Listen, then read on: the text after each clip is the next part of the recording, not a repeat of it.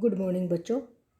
आज हम करेंगे MCQ ऑफ लेसन 6 आंकड़ों का चित्रीय प्रस्तुतिकरण।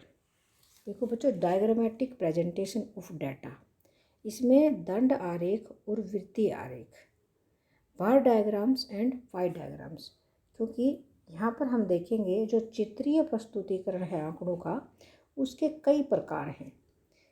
पहला है ज्योमेट्रिक रूप, जिसमें दंड आरेख और वृत्तीय आरेख दोनों हैं। इसके बाद है आवर्ती चित्र, इसमें आयत चित्र, बहुभुज और ओजायु। और तीसरा है रेखीय ग्राफ या कालिक श्रृंखला ग्राफ। तो बच्चों, हम 1 बाय 1 इन सबको करेंगे। तो सबसे पहले हम करते हैं दंड आरेख और वृत्तीय आरेख से रिलेटेड क्वेश्चंस। सबसे पहले हम ये जानेंगे कि दंड आरेख क्या होता है। देखो बच्चों, दंड आरेख वह चित्र है जिसमें आंकड़ों को दंडों या आयतों के रूप में प्रकट किया जाता है। डियर स्टूडेंट्स, अब हम कराएंगे MCQ इस लेसन से related multiple choice question and true और फॉल्स, सत्य और असत्य। प्यारे बच्चों, पहला क्वेश्चन है दंड आरेख के प्रकार हैं। दंड जो आरेख है उसके प्रकार हैं। ए ऑप्शन है सरल तथा बहुगुणी दंड आरेख, सरल तथा बहुगुणी दंड आरेख। बी है उपविभाजित आयत चित्र, यहाँ पर आयत चित्र आ गया इसलिए नहीं है। सी है वृत्तीय आरेख, ये भी नहीं है। डी है इनमें से कोई नहीं, ये भी नहीं है। तो डियर स्टूडेंट्स, हमारा ए ऑप्शन बिल्कुल ठीक है। दंड आरेख के प्रकार हमने पूछे, सरल और बहुगुणी दंड आरेख, ए ऑप्शन बिल्कुल ठीक। नेक्स्ट क्वेश्चन है प्रतिशत दंड आरेख निम्न में से किसका एक प्रकार है। देखो बच्चों, प्रतिशत दंड आरेख किसका एक प्रकार है? उपविभाजित दंड आरेख का? नहीं। आयत दंड आरेख का? हाँ, ये ठीक है। तो बी ऑप्शन यहाँ पर हमारा ठीक है। सी है वृत्तीय आरेख का? नहीं। डी इनमें से कोई नहीं। तो बच्चों, बी ऑप्शन जो है ना हमारा बी, जिसपे हमने टिक लगाया है, ये बिल्कुल सही है। नेक्स्ट है दंड आरेख की मुख्य विशेषता है। दंड आरेख की मुख्य विशेषता है ये संख्यात्मक तथ्यों के विभिन्न मूल्यों को दंडों द्वारा प्रकट करते हैं, ये सही है। अगला है ये केवल क्षैतिज प्रकार के हो सकते हैं, ये नहीं हो सकता, क्योंकि ये खड़े और पड़े दोनों प्रकार के दंड आरेख होते हैं। ये असमान दूरी पर बनाए जाते हैं, नहीं, ये समान दूरी पर भी बनाए जा सकते हैं और असमान पर भी। उपरोक्त सभी ये नहीं है। तो बच्चों, हमारा ए ऑप्शन बिल्कुल ठीक है। ये संख्यात्मक तथ्यों के विभिन्न मूल्यों को दंडों द्वारा प्रकट करते हैं। नेक्स्ट क्वेश्चन है बच्चों, वह दंड चित्र जिसमें किसी तथ्य के विभिन्न भागों के मूल्यों को प्रतिशत के रूप में दिखाया जाता है। देखो, वह दंड चित्र जिसमें किसी तथ्य के विभिन्न भागों के मूल्यों को प्रतिशत के रूप में दिखाया जाता है। अब आपने ऑप्शन देखना है, बहुगुणी दंड आरेख, पड़े दंड आरेख, प्रतिशत दंड आरेख। देखो, जहाँ पर प्रतिशत की बात आ गई तो प्रतिशत वाला ही निशान लगाएंगे। देखो, प्रतिशत के रूप में दिखाया जाता तो प्रतिशत दंड आरेख आ जाएगा। डी ऑप्शन उपविभाजित दंड आरेख, ये नहीं है। तो सी ऑप्शन हमारा बिल्कुल ठीक है। ये हो गया क्लियर। नेक्स्ट पांचवा जो क्वेश्चन हमारे पास है, वृत्तीय आरेख में आंकड़ों के प्रतिशत मूल्यों को डैश के विभिन्न भागों में प्रस्तुत किया जाता है।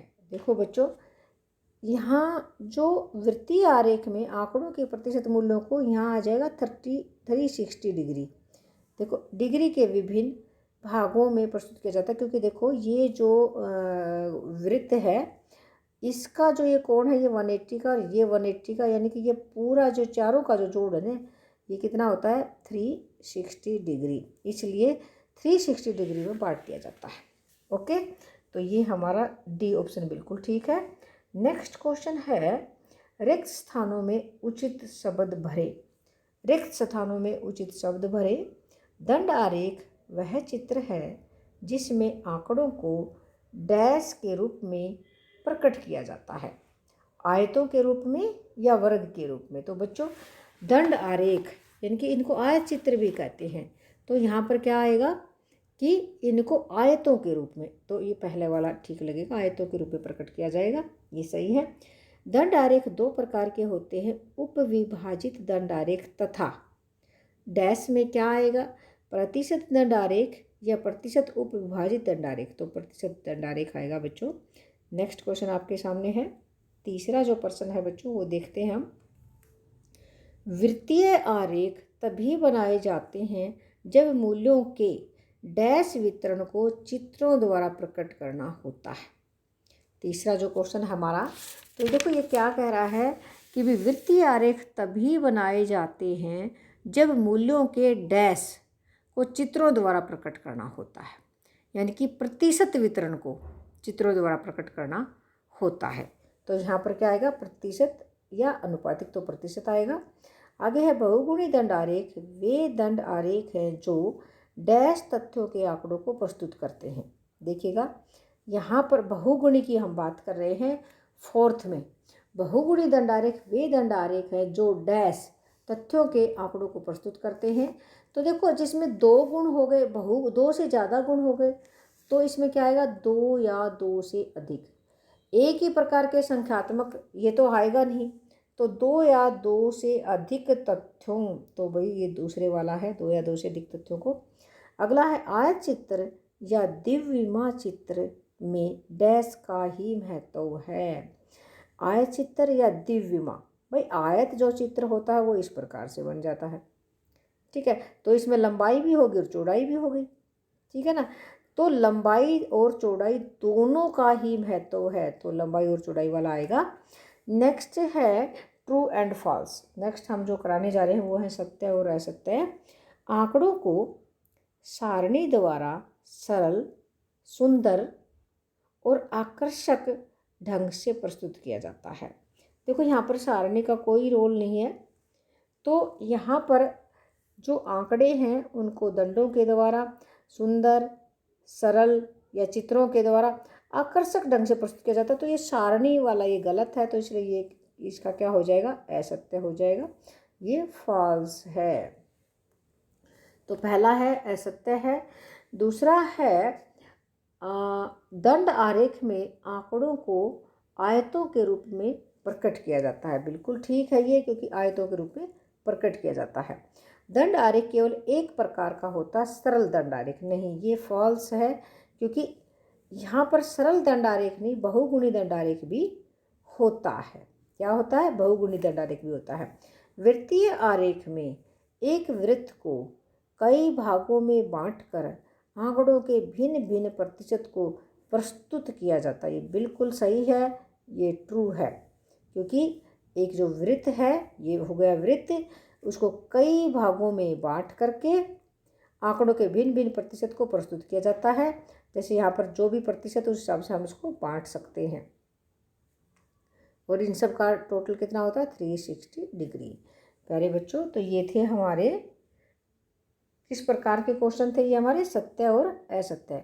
अब मैं कुछ अति लघु उत्तर रूपी प्रश्न और उनके उत्तर भी कराऊंगी इसमें। दंड आरेख किसे कहते हैं, ताकि ये मैं क्यों कराना चाह रही हूँ, ताकि आपको ये लेसन अच्छे से क्लियर हो जाए। बड़ा क्वेश्चन आए, बीच का आए या बिल्कुल छोटा आए, तो आप लिख सकते हैं समझ कर अगर आप जाएंगे तो। देखिएगा, दंड आरेख किसे कहते हैं, जब किसी आरेख को दंडों के रूप में प्रकट किया जाता है तो उसे दंड आरेख कहते हैं। अगला है बहुगुणी दंड आरेख किसे कहते हैं। देखो बच्चों, बहुगुणी जिसमें ज़्यादा गुण हों। बहुगुणी दंड आरेख वह आरेख है जो दो या दो से अधिक तथ्यों के आंकड़ों को प्रस्तुत करता है। भाई दो या दो से ज़्यादा, क्योंकि बहुगुणी है, नाम से स्पष्ट है। अगला है वृत्तीय आरेख किसे कहते हैं। देखो, वृत्तीय आरेख वह आरेख है जिसमें एक वृत्त द्वारा किसी आंकड़े के भिन्न भिन्न प्रतिशत को प्रस्तुत किया जाता है, वृत्त के द्वारा। जैसे हम इस प्रकार से वृत्त बना लेंगे और इसमें उसका पार्ट दिखाएंगे कि भी किस मद पर कितना प्रतिशत को प्रस्तुत किया जाता है, वो उस हिसाब से। नेक्स्ट है उपविभाजित दंड आरेख क्या दिखाता है। उपविभाजित दंड आरेख वह आरेख है जो किसी तथ्य के कुल मूल्य तथा उपविभाजन को प्रस्तुत करता है। देखो जैसे मान लीजिए यहाँ पर इसको हम मान लेते हैं 100, टोटल है ये 100, लेकिन इसमें हम कुछ टुकड़े कर देते हैं कि इस मद के ऊपर प्राथमिक सेक्टर में इतना, द्वितीय क्षेत्र में इतना, तृतीय क्षेत्र में इतना, तो वो अलग अलग हो जाता है। तो इस प्रकार से अगला है प्रतिशत दंड आरेख क्या है। देखो बच्चों, प्रतिशत दंड आरेख वह चित्र है जिसमें किसी तथ्य के विभिन्न भागों के मूल्यों को प्रतिशत के रूप में दिखाया जाता है। तो बच्चों ये था आपका आज का जो ये लेसन है दंड आरेख वाला, यहीं पर समाप्त होता है। अब हम मिलते हैं दूसरी वीडियो में। ओके बच्चों, थैंक यू।